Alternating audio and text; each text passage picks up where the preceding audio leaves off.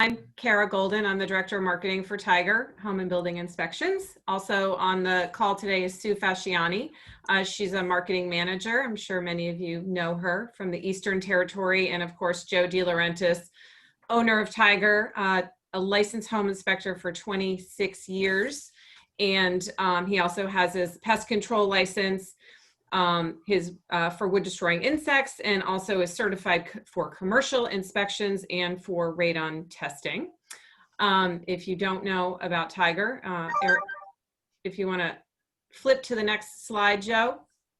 Today we're going to talk about perils and pitfalls, but I'm just giving a brief overview about Tiger before we get started here. So as you may know, we're a Connecticut family business. Joe and I are brother and sister, and many of you probably know our dad, Joe Sr.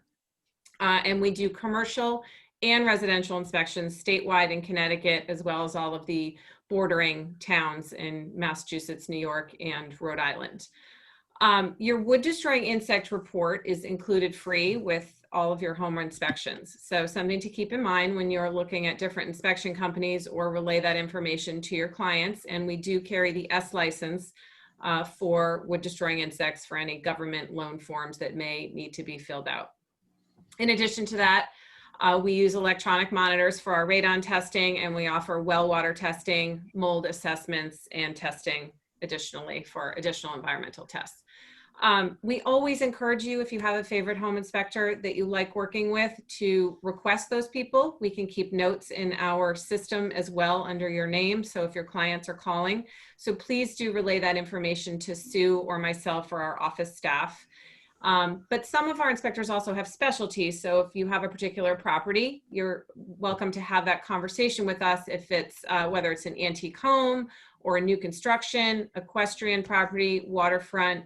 And of course, we also have a 203K HUD inspector that can do the 203K portion as well as the home inspection at the same time or separately for your clients. So just a few things about who we are.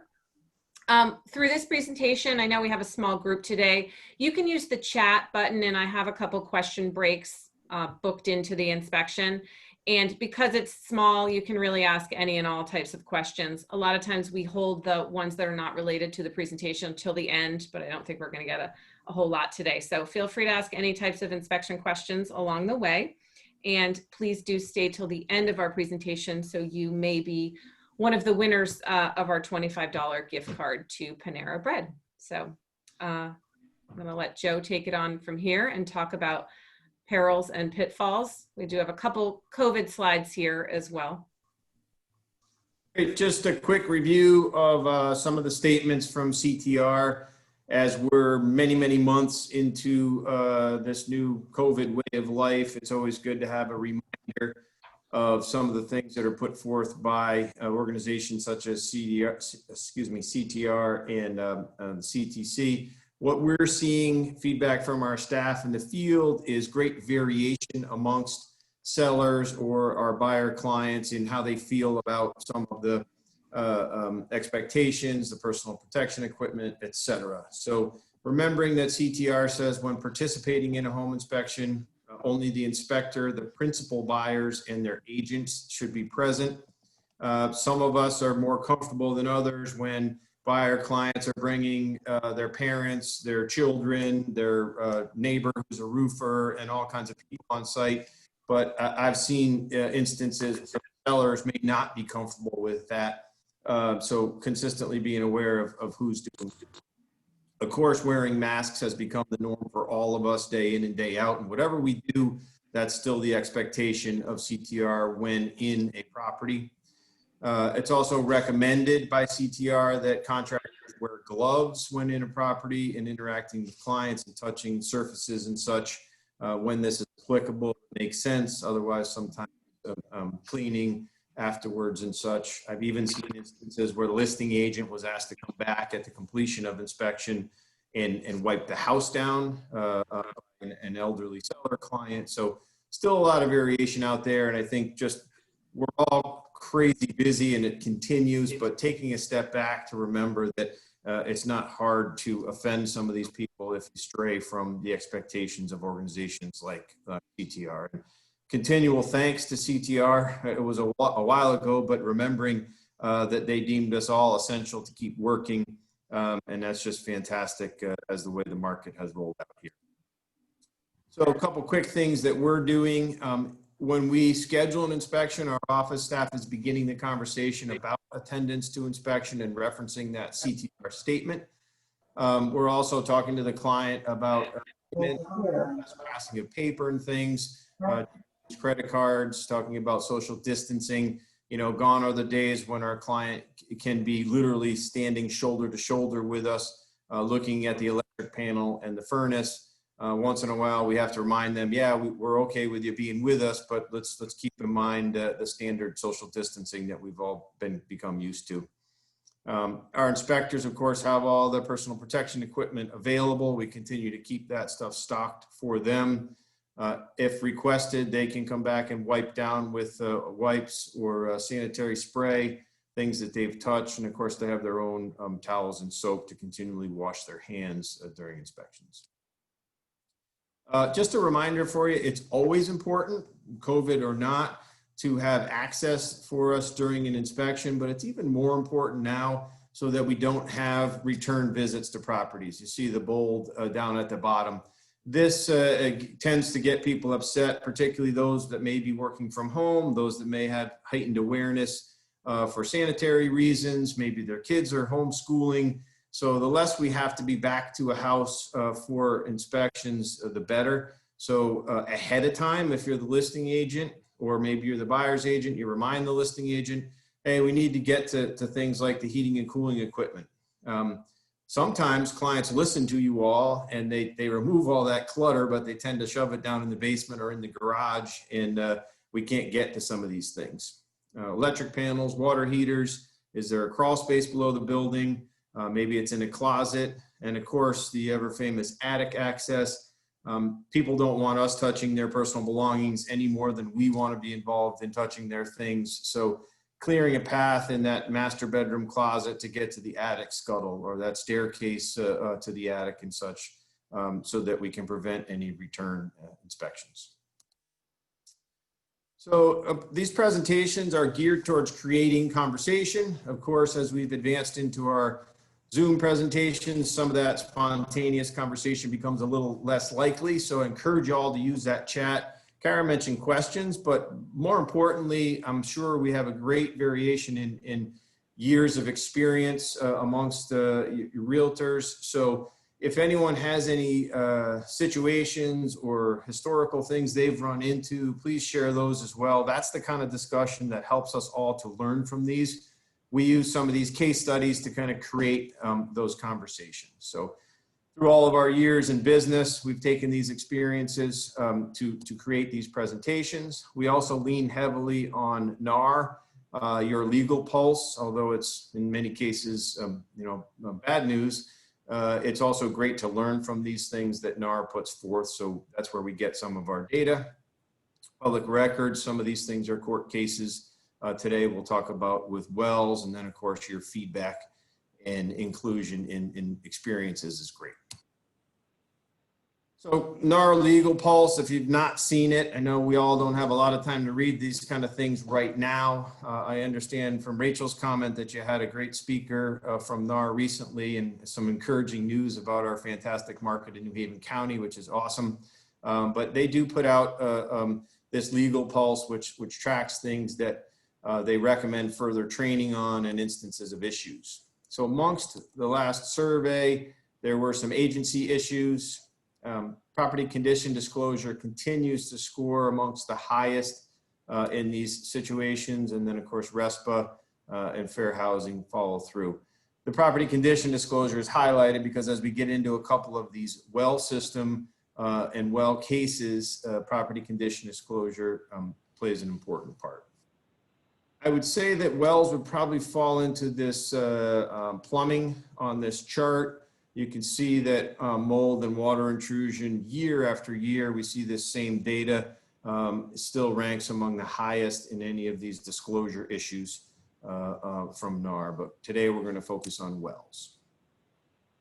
New England buyers, I won't bore you with too many of these stats. There's some good stuff in there, though. People are continuing to use realtors, which is fantastic. The FSBO boom of years past and the worry that everyone's just going to buy houses on the internet has not occurred, which is great. You see some stats there on marriage and veterans and things like that. Sellers, median age, again, high percentage, 92% used an agent or broker to sell their house. That stays high, as does the FSBO. And then we're seeing, of course, some of this data is from 2019, so it doesn't reflect our changes in 20, or we might see some of the pricing there start to come back up. And hopefully, as that changes, it'll spur some more people to list their houses, right? So we can get the data, excuse me, the number of listings going. First stop for questions and comments. Anybody have anything? Carrie, you see anything on there? Nope, nothing yet. Chat is clear. Yep. So moving on to the wells. Some of what we'll talk about is informational on wells, and some of it is good takeaways for your daily practice. If you're not familiar with wells, this is a pretty good diagram so that you know a little bit beyond what you normally see inside the house.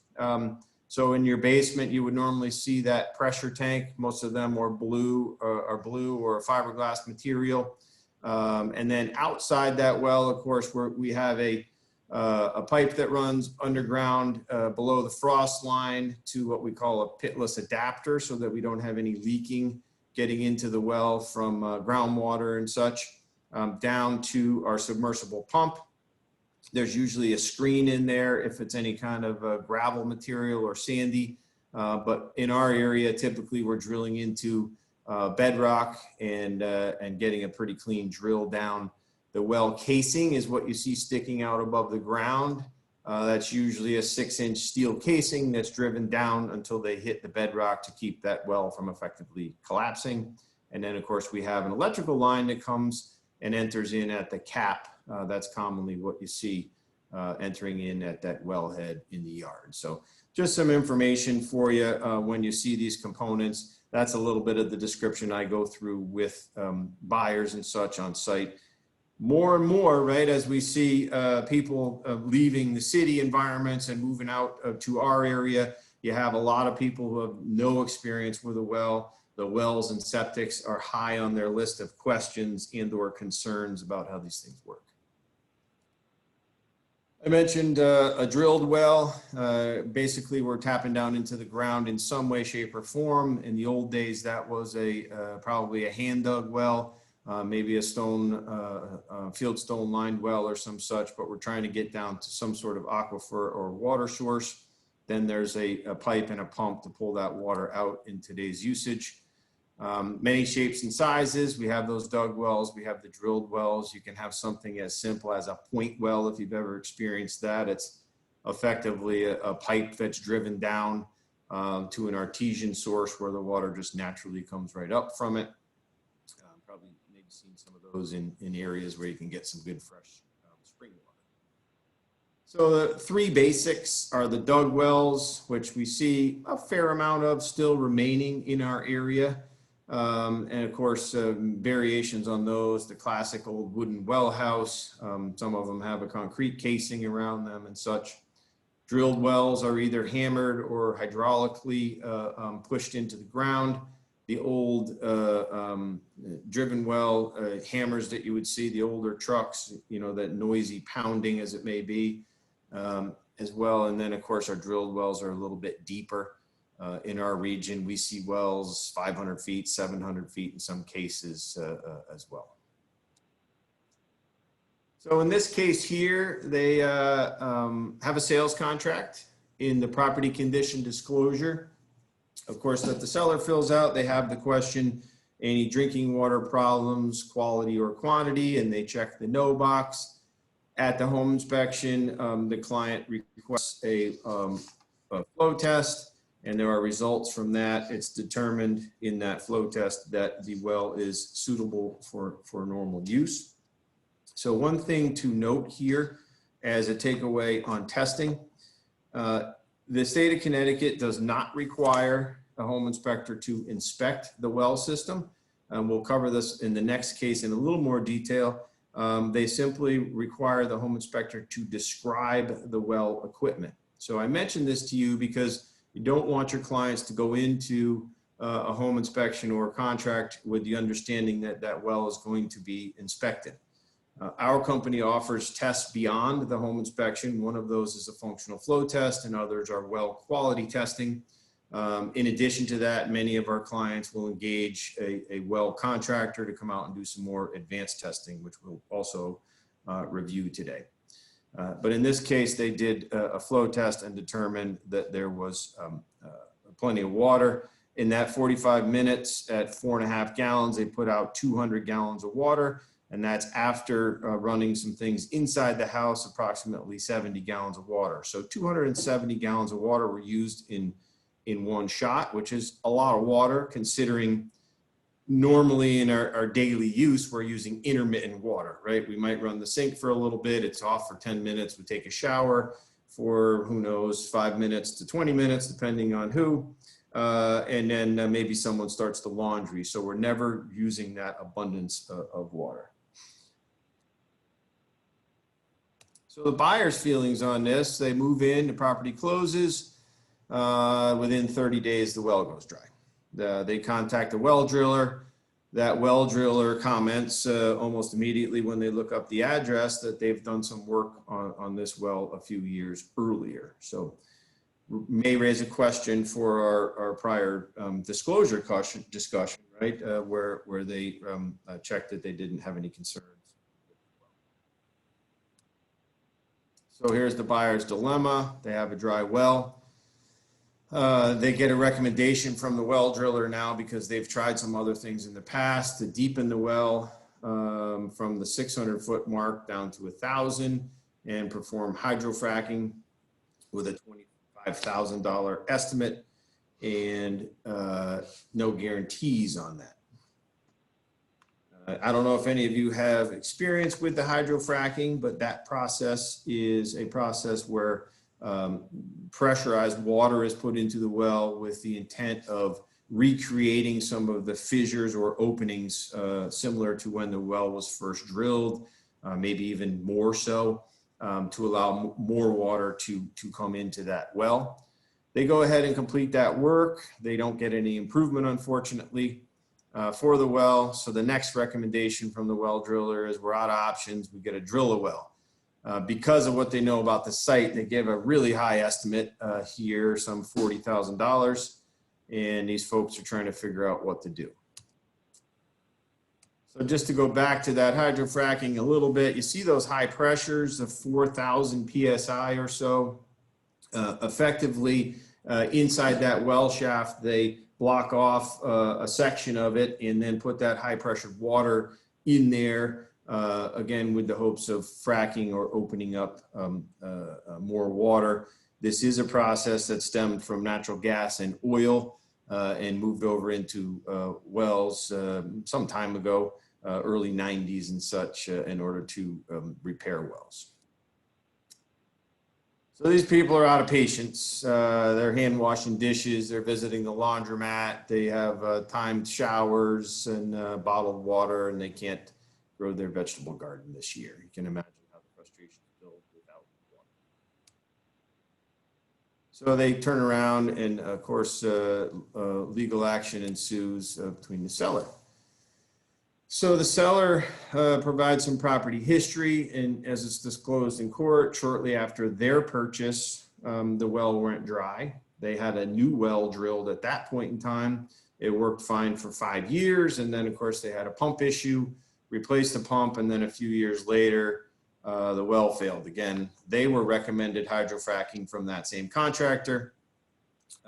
They went ahead and did it and believed that the well issue was resolved.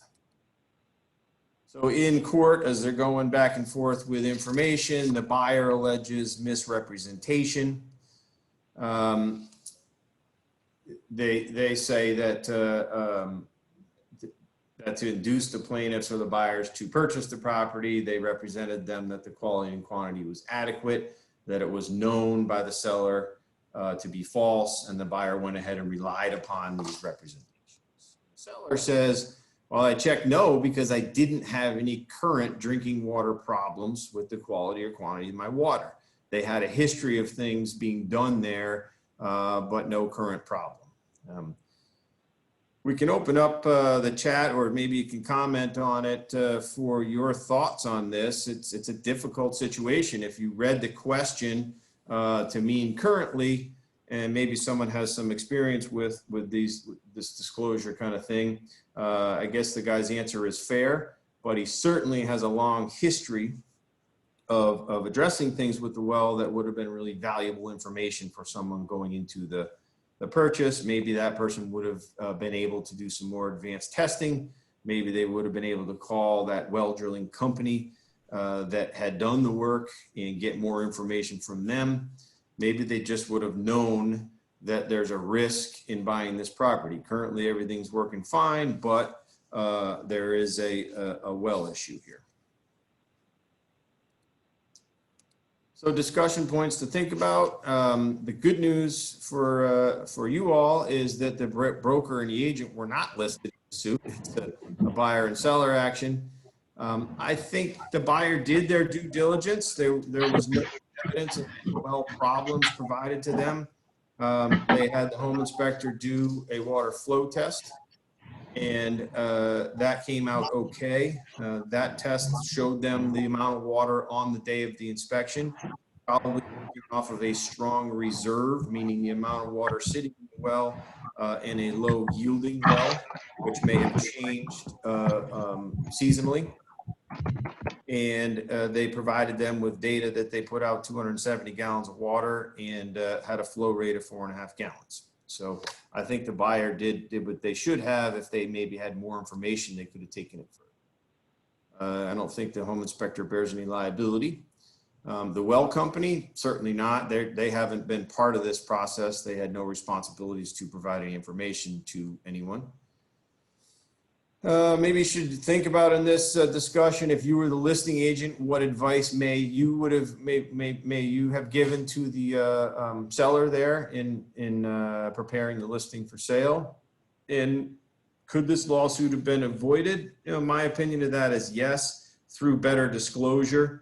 They may have then triggered the buyer to at least have more information, or like I said, maybe do some advanced testing with this. Additionally, it probably would have been valuable for someone to go to the municipality and check on any records. If there was a record of fracking there, or the initial well drilling record is, if you take away anything from this presentation, it's extremely valuable when they're available. We know our records in some of our local towns are lacking, but a well drilling record is fantastic. Especially when it's good news, but even if it's deep and a low yield, I know from experience on site, when I can walk a client through what that well drilling record is telling us, at least from when the well was drilled, sometimes it's a huge benefit. They had a 20 gallon per minute yield. The well's only 250 feet deep.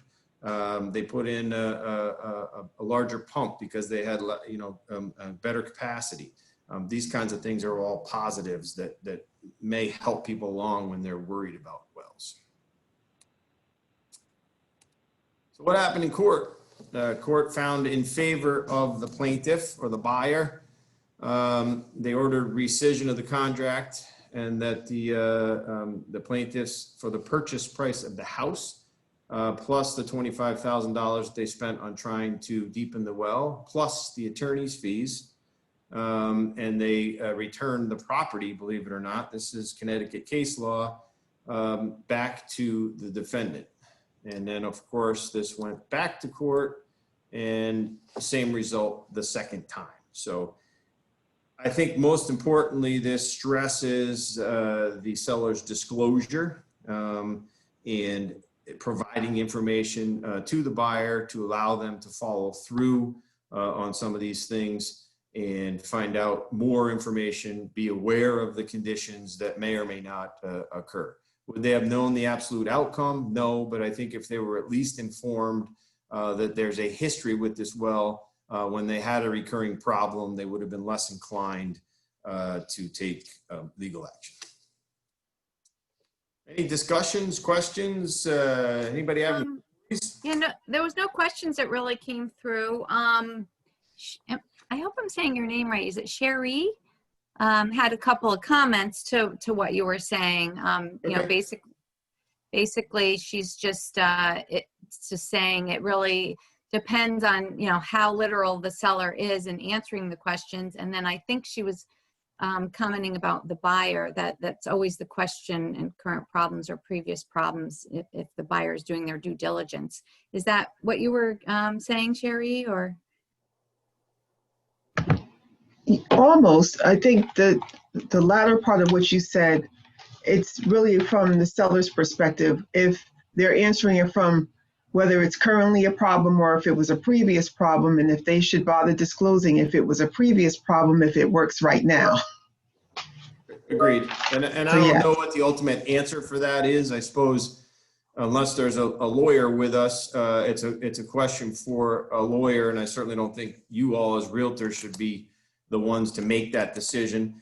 I also think, you know, not so much in this case, because it seems that there was a long history here, but in many cases, you know, someone's a 30 or 40 year or even more occupant of a home. How do we expect them to remember every little detail, right? I fixed the corner of my roof when I had a leak, or, oh yeah, I did have termite treatment, but that was 35 years ago. You know, when my kids were babies, I don't remember any of that. So there's some degree of that with these disclosures as well. I agree with what you're saying there. Good. Any other information? Nothing else in the chat. So All right. if nobody else chimes in, we can continue on. Great. So another well case touches on a couple of different angles here. With a shallow well. We call it the infested inspection. The buyers and agents visit the property, they go to contract, they put in contingencies in that contract for a home inspection, satisfactory test of the well system to be performed by a competent well inspector. They hire a home inspector. He provides to them a general home inspection and a well potability test. The potability test comes back from the laboratory and there's no problems with water quality. They close and the buyers move in. So again, going through wells, the EPA provides a tremendous amount of information. Pardon me. This is, if there's another takeaway for you, I always refer back to this site, and I often provide it to clients when they have well questions. There's a ton of information on there, and some of it is actually directly geared towards realtors. So a good way to prepare yourself if you're not familiar with wells or learn something new. But they do say it's important to advise your clients to rely on qualified professionals. Home inspectors can inspect the plumbing system and some of these water systems. But you should be aware of what they are doing to do that. I'll cite an example. We offer a functional flow test. We explain to people that this is not a recovery test or a yield test. It's preliminary to those.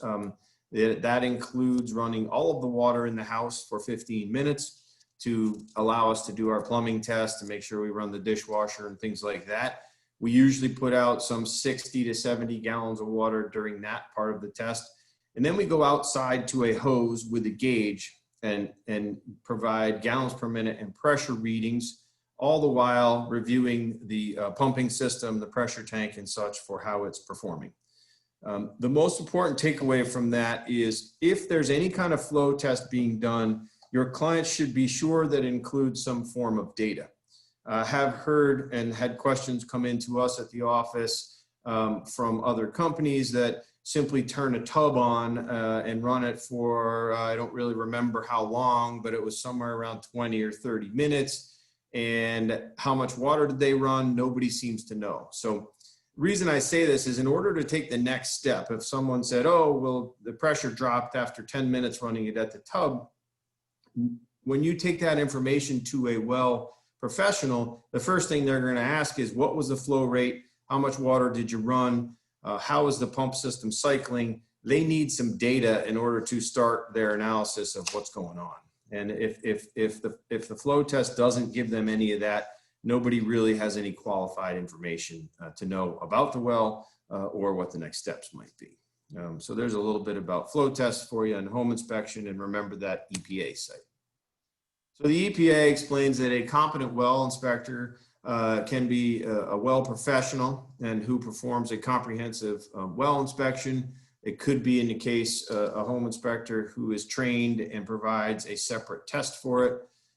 The more advanced testing I mentioned, the recovery and the yield, should remove the well cap and do measure starting levels, how much water is in the well, and that measurement device I mentioned for gallons per minute and flow. The recovery test part of this is running the well down to a point of failure. We do not do this for that specific reason. And then once you complete that drawdown process, measuring how fast the water comes back into the well. Additionally, you can tell a lot about a pump with an electric meter and watching the voltage changes during running this excessive amount of water. This will help you give some predictions on the amount of water, the recovery rate, as well as the performance of the well system. So that's what you should expect when you go to a well professional for something more advanced, a recovery test on a system. Here's a diagram to help you with what that drawdown test is. This is using an alternate pump. This is really how they do a yield test when they're drilling a well.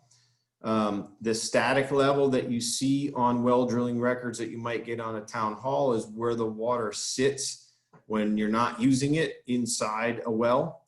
If you had that, as it's described often, artesian well, well, that water sits all the way at the top and actually bleeds out the top and runs out onto the ground. After that, when you draw the water down to a certain point, that'll be your drawdown level. And then how fast does it refill, and gallons per minute is your recovery rate.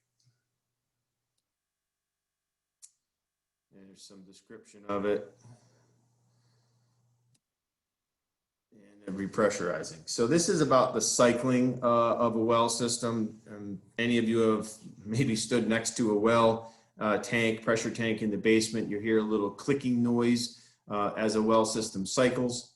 Effectively, that pressure tank has some startup water in it. When we draw the water out of that, it senses a pressure change and tells the pump to come on and bring more water back to the house. Once that pressure is met, you'll hear the high end cut out and the pump will turn off. So that's how a submersible pump system cycles. So this is a little bit about what I touched on earlier, remembering that a standard home inspection as it's put forth by the state of Connecticut does not require the home inspector to inspect the well equipment. Effectively, all they have to do is describe that system. You'll see some notation in this verbiage about that. And if your clients ever have questions on what's included in a home inspection, the Department of Consumer Protection, who handles our licensing, provides a standard of practice or the regulations for home inspection. We're also required to give those to every client before a home inspection so they're aware of what the inspection includes. So because we're only required to describe, that's why we offer the optional flow test, and or if your clients have heightened concerns or there's a history of a well problem, they should engage a well company to take care of that as well. So here you have some information from the state again in our licensing. Not required to inspect clothes washing machine connections, wells, well pumps, water storage related, water conditioning systems, and on and on. So again, keep that in mind as to what's included. Many of the well companies that do the conditioning systems offer some sort of flow test and will also come out and review your conditioners. We always recommend in our reports that the clients contact the well treatment or conditioner company. Their stickers are usually all over the equipment. find out, first of all, is it owned or rented, right? Second of all, what's the maintenance requirements? Has it been maintained? What can I expect for the future of this system that's in my basement? And of course, I think we've discussed it with some of you in other presentations, but if you haven't run into it yet, you will. The well treatment system backwash. When you take a listing, it is fantastic to get ahead of this. Find out where that well treatment system is backwashing. Is it going into the septic system? And then get to the local health department and find out what's the recommendation. I have a softener, it's going into septic. What do I need to do? I have a neutralizer, can that go into the septic? And I say your local health department because there is a health code that addresses this, but it is interpreted differently amongst local communities. So be aware of what the recommendation is in your area. Commonly, the septic companies will recommend a dry well be put in. And if that happens during the transaction, it can get to be expensive for the parties involved. So something worth doing some homework on before the home inspection or septic inspection, more importantly, occurs. So 7 weeks after they take occupancy, they notice a problem with the water. They contact a well company. They come out and review. It's a shallow well, an older stone well casing with a little plywood cover on it. And they got some mice in the well, and they have contaminated water. So their bacteria samples are now coming back with something in it. Rather than taking some other practices, they're offered ultraviolet lights for treatment and things like that. They choose to drill a well. People may err towards that if they want an absolute solution. However, the ultraviolet lights work really well to make sure that your water is always cleaned. The buyers turn around and get upset and file a lawsuit against the sellers. They additionally name the broker and the salesperson in this suit. So things to think about here in the discussion. Do you think they should have been included? And if so, why? Or if so, what could they have done to protect themselves further? And what about the home inspector in this case? Do you think he has any liability? Anybody have any opinions there?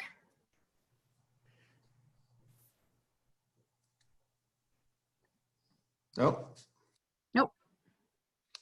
So in the contingency of the contract, it stated satisfactory test of the well system be formed by a competent well inspector. And this is an important part of the discussion because what they ordered from the home inspector was simply a bacteria or potability test. Normally that includes the standard bacteria and physical chemical quality traits of the water. They did not order any testing of the well system, the well itself, nor did they contact a well service company to do any more testing on that system. You think this lawsuit could have been avoided? Again, something to think about what actions could have been taken. I think a couple things that could have been done. In this case, the sales agent is the one that arranged the home inspection, which we deal with nearly on a daily basis. I don't think there's any problem with scheduling the inspection. Our practice is to then go ahead and contact the client to discuss optional tests with them. So that leaves the decision on what tests they'd like to do with the client rather than an agent ordering tests, just one level of protection that may work well for you. And then, potentially acknowledging what tests cover satisfactory test of the well system, whether that would be ordering a flow test or service through the home inspector in addition to the home inspection, or going ahead and having that well inspected by a well company. Shallow wells can be tricky. We talked a little bit when we were all logging in about current drought conditions. It's been very dry this year. Because we're doing these flow tests, I continue to monitor the Connecticut announcements for our drought conditions, and it's done by county, so it's fairly specific. There's 5 different levels. 4 of the counties in Connecticut have reached level 3, 5 being the worst. So the drought conditions are not as bad as one would think.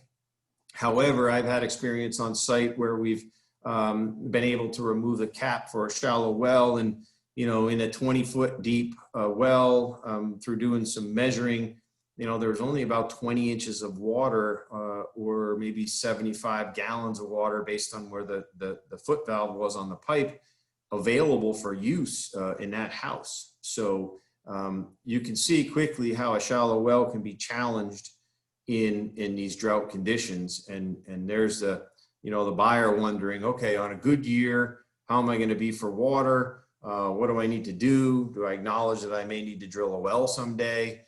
And of course, the age-old question of how much does a well cost comes up, which is variable. You just don't know. It's done by foot, so you don't know until you start drilling on those.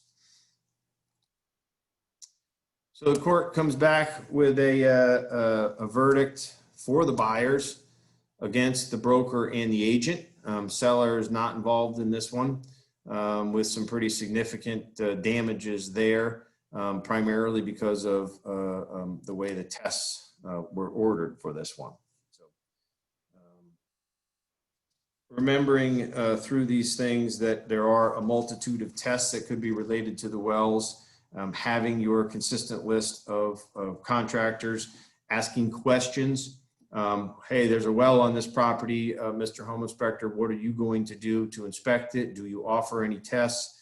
My clients have a shallow well. They've never had a well before. What should they do? I also recommend to you that getting the well drilling records, as we mentioned, is fantastic information. When I arrive at a property and they have the well drilling records and I'm going to do a flow test, it's great information for me to have. In some circumstances, there's instances where people have information on services that were done to the well. And that can be helpful to guide people on what tests they may want to do before moving forward. It's just going back to the age-old theory that the knowledge is the key for people. So amongst the best practices here, in order to kind of wrap up, make sure your clients understand his or her obligations in the contract, right? What are the dates that they need to take care of things by? I know you're always hounding them, right, to make sure they make all these things. We need our home inspection results. We have our mortgage contingency, et cetera. Explain that they have the right to bring in specialists. Maybe that's at the time if you write specifics in your contracts, like in that second case, or maybe that's when they're scheduling things during their inspection contingency time frame. Is that a well system company? Is that the septic inspector? Is that the home inspector? But give them that opportunity to do that homework. Don't give advice beyond your area of expertise. Certainly not a good idea. Well, we just had fracking done. The sellers gave me the information and everything looks really good. You got a good, strong well here. Sounds like dangerous comments. Let someone from the fracking company tell them that. Let the fracking company explain to them that it started at a low yield of half a gallon a minute. We did X, Y, and Z to improve it. Now we have 5 gallons a minute. So I had a recent experience with this within the last year, and a client coming in, never had a well before, with heightened concerns, and talking to the well company about the recent activities and improvements led him to have more confidence in the well itself. Point out potential trouble spots. Buyers more and more are looking to you in order to help them through the transaction. Let them know, okay, there's a well here in the property. It's a shallow well. We're going to need to get a specialist to handle this. That's the kind of assistance that they're looking for. Of course, through that process, it's the norm to have a home inspection and some of the additional tests that go along with that home inspection. Review the seller's disclosure and provide that to the home inspector.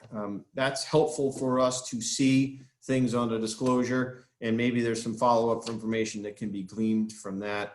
And as always, keep all these things documented in writing. Just to wrap up, Kara touched on a little bit of this, but Remembering that the home inspectors that you refer should certainly be fully licensed, and we keep the term fully there because there is an internship process in Connecticut. That's how we get through our licensing process. However, some inspectors can work on an intern permit for a long period of time, even own your own business, without ever taking the final test or completing that internship process. So worth asking. Insurance is a better question to ask. There is no requirement for insurance for home inspectors in the state of Connecticut. So keep that in mind. Most common one that comes up is errors and omissions. But in addition to that, liability insurance is very important. Who's coming on your properties? Think of it from both the buyer's perspective and a listing perspective. What happens when that ladder falls and scratches someone's car? And then, of course, what happens if someone gets hurt? Is there workers' compensation insurance involved? I say this because I spend a lot of money on all these forms of insurance, and I think it's just good business practice to be responsible with this. Customer service, we spend a lot of time training our customer service staff that are answering the phones. They are also available to your clients from 8 to 8 every weekday. 8 to 6 on Saturdays, and 4 hours on Sunday as well to answer questions, schedule services, etc. We mentioned a lot of optional tests that we offer. We term them environmental or optional tests and things. So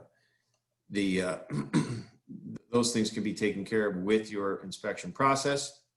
And Kara mentioned wood destroying insects. With each of our home inspections, we include the wood destroying insect inspection.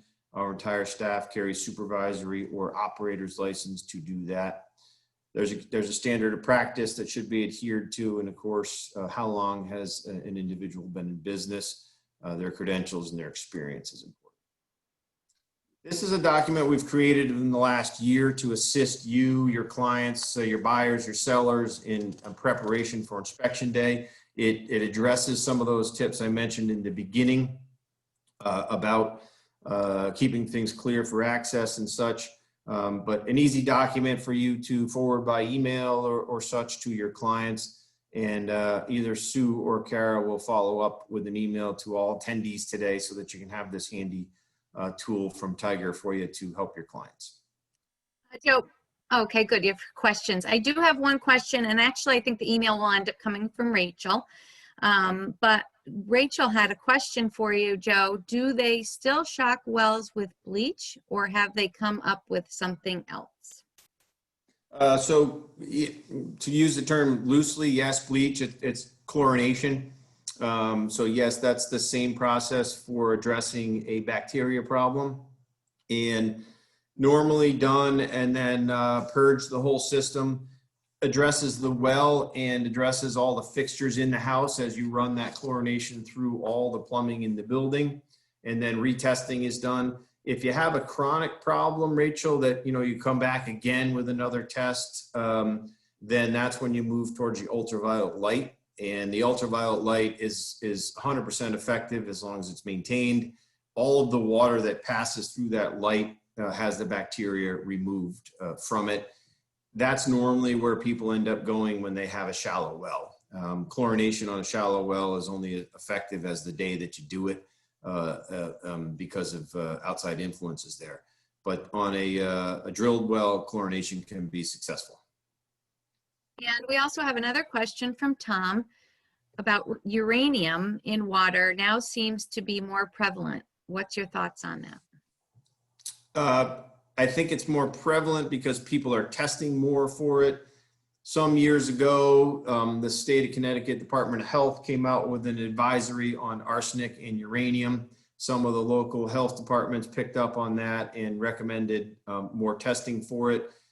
As with a lot of things, Tom, once this stuff hits the media, people have a heightened awareness and they order more tests. So we start to see positive results for it. In response to that, a couple of years ago, one of the laboratories that we use created a combination package test with arsenic and uranium in it. And a fair amount of clients are ordering that with their well systems. Fortunately, very treatable.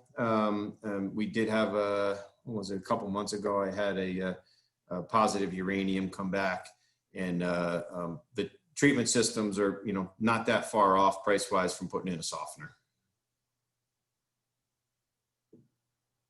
Okay, I don't see any more questions coming through. We do thank everyone for your questions. Also know that Kara and I are always available to answer questions if you're walking through a house and have any questions, and certainly if it's in something we can't answer, we forward that on to Joe, and he's happy to answer those questions. One last thing, if you didn't read the chat, Janelle was our raffle winner today, so I will send that out. And thank you everybody for joining us today and participating. And our information's here if you want to reach out to us anytime. I apologize, our emails, I got to add that to this slide. But my email is kara.golden@tigerinspect.com, and Sue's is sue.fasciani@tigerinspect.com. And you can certainly send us a text message if you need that information as well. All set? What did the raffle winner win? A $25 Panera gift card. So it's our, like a lunch and learn. Wonderful. Thank you all. Thank you so much. Thanks, You're Joe. welcome. For joining Thank us. you. Thanks, This was Sue, great. Kara. I learned a lot. Thank you. Thank Good to you. see everybody. Great, thanks, Sheila. You bet. Bye-bye. Have a great day, everybody. Thanks. Thanks. So